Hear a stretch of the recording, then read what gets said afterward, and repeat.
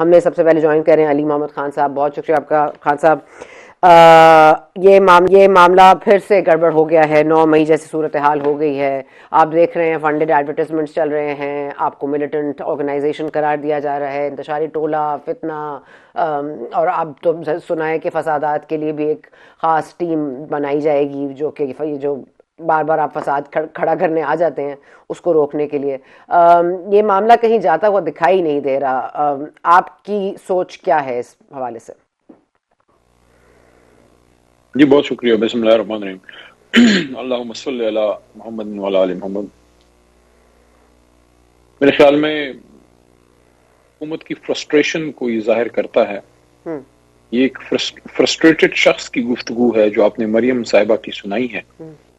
تھوڑی دیر پہلے حامد میر صاحب نے بھی میرے سے یہی کلپ سنوا کے میرے سے رسپانس مانگا, اور میں نے ان کو یہی کہا, آپ کے پروگرام میں بھی یہ میں کہتا ہوں کہ جو انہوں نے سخت الفاظ استعمال کیے ہیں, میری تو تربیت ایسی نہیں ہے, میں تو دلائل سے بات کرتا ہوں. میں ان کو ریسپیکٹفلی کہوں گا کہ عمر میں میرے سے بڑی ہیں تو treat her as an elder sister, لیکن ایک ایسی ایلڈر سسٹر جو ہر غصے میں ہوتی ہے اور جس کو پتہ نہیں کون سا تحریک انصاف سے 7 نسلوں کا بیر ہے. ہم کیا کریں اگر لاہوری ہمیں پسند کرتے ہیں, پنجابی عمران خان کو ووٹ کرتے ہیں, تو اب اس میں ہمارا کیا قصور ہے؟ ہو سکتا ہے آپ کی سیاست, آپ کے والد محترم یا چچا حضور کی سیاست میں کوئی ایسی کمزوری رہ گئی ہو جو کہ 1985 میں تو 84-85 میں کوئی 4تھی جماعت میں پڑھتا تھا, آپ شاید پیدا بھی نہیں ہوئی ہوں گی, تو تب سے یہ خاندان حکومت میں ہے.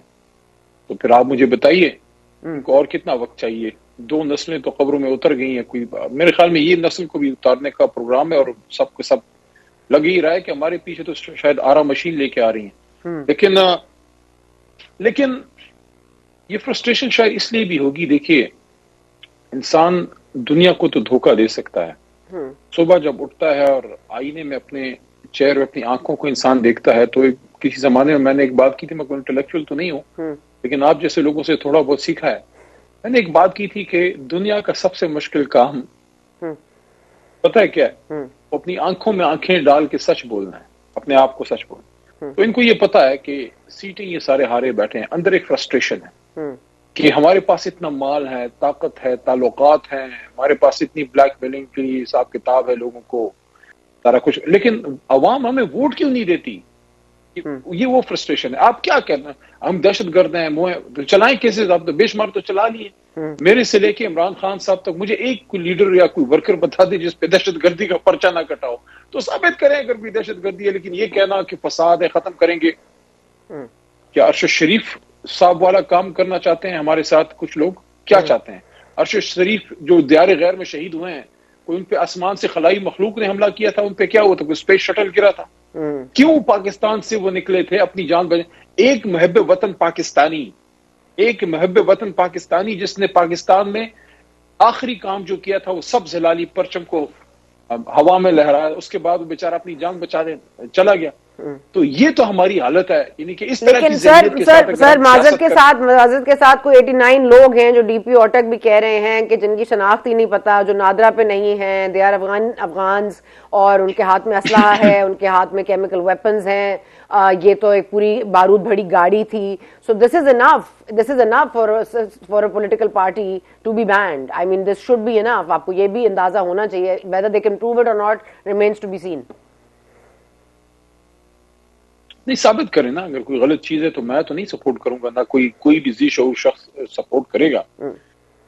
کسی بھی جماعت میں اگر کوئی غلط, دیکھیں اگر ایک جگہ فرض کریں, میں یہ نہیں کہوں گا 10 لاکھ کا مجمع تھا یا 5 لاکھ کا مجمع تھا, لیکن it was a sizeable amount of people, ہزاروں میں تھے, بہت زیادہ تعداد تھی. اس میں اگر اب کچھ لوگ آگے ہیں جو پاکستان کے باؤنڈری کے اندر ہیں, تو مجھے آپ یہ بتائیں, ایک سیاسی جماعت اپنے 25, 30, 40 یا 50 ہزار کے مجمع میں کیسے چیک رکھ سکتی ہے کہ فلانا آئے فلانا نہ آئے؟ ٹھیک ہے نا جی.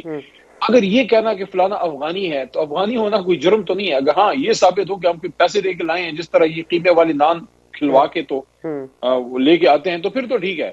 لیکن اگر ایک شخص پاکستان میں ہے, یہ پاکستانی جو اوورسیز ہوتے ہیں وہاں احتجاج نہیں کرتے. یہ جو ان کے نون لیگ والے ادھر لندن کی گلیوں میں, ہمارے والے بھی بات کرتے ہیں اور وہ بھی بات کرتے ہیں, جیسی بات کرتے ہیں وہ نہ آپ سنیں نہ کسی کو سنوائیں. تو وہ نون لیگ والے جب ادھر وہ اچھا میں اب جلدی سے ذرا آ جاتی ہوں سر لندن کی روڈوں پہ. مجھے ایک بات بتائیں, کیا افغانی ہونا جرم ہے؟ افغانی ہونا تو جرم نہیں, آج کل تو مجھے لگ رہا ہے پختون ہونا بھی جرم ہے. آپ افغانی کی بات کر رہے ہیں, مجھے تو لگ رہا ہے پختون ہونا بھی جرم ہے. یہی تو مسئلہ ہے, یہی تو مسئلہ ہے. ان کا مسئلہ یہ ہے, دیکھیں کبھی پیپلز پارٹی یا پی ٹی آئی کی حکومت میں ایسا نہیں ہوتا. جب بھی نون لیگ آتی ہے, آپ سنا بھی اس کو دیکھیے, آپ کو مے بی یو ریمبر کہ جب 2013 سے 18 تک حکومت تھی اور چودھری نثار صاحب وزیر داخلہ تھے, یہ صاحب وزیر اعظم تھے, اس زمانے میں بھی یہ پشتون ایشو اٹھا تھا یہاں پہ.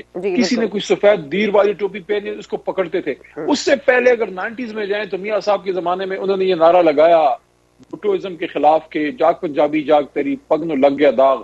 تو یہ کون سی پگ ہے جس کو یہ داغ لگا ہے 1984 سے جو آج تک لگا ہوا ہے؟ اصل داغ یہ ہے, یہ جو اس کو لگا ہوا ہے.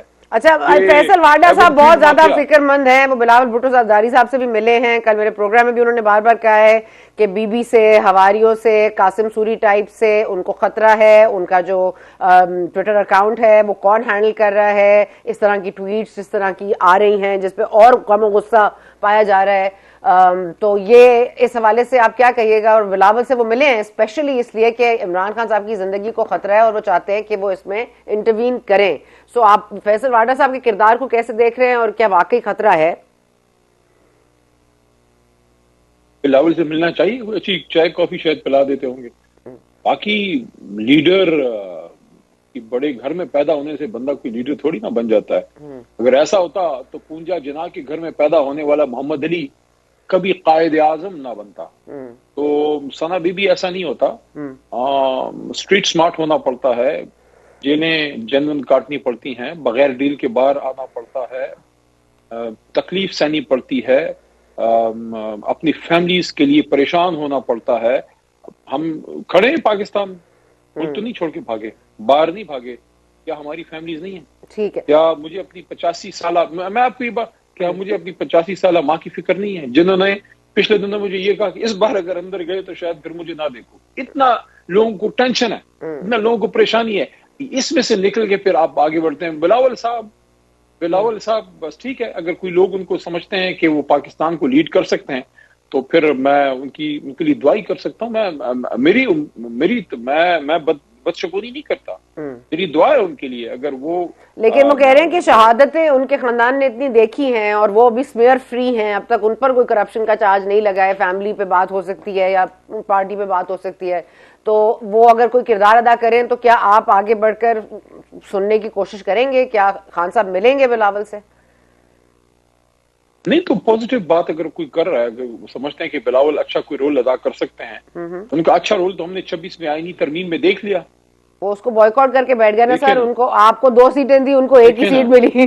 انہوں نے تو نہیں, میری بات سنیے, یہ میری بات سنیے, یہ میں اب یہ والی بات بڑی سنجیدگی سے کر رہا ہوں.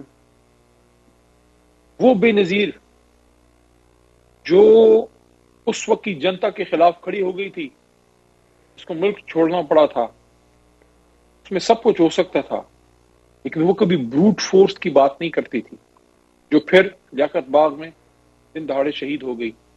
بروٹ فورس کی بات جو بلاول صاحب نے کی ہے, یہ لیگیسی بے نظیر کی تو نہیں ہے, یہ تو کچھ لگتا ہے زرداری صاحب سے کچھ یہ چیز ان سے انہیرٹ کی ہے.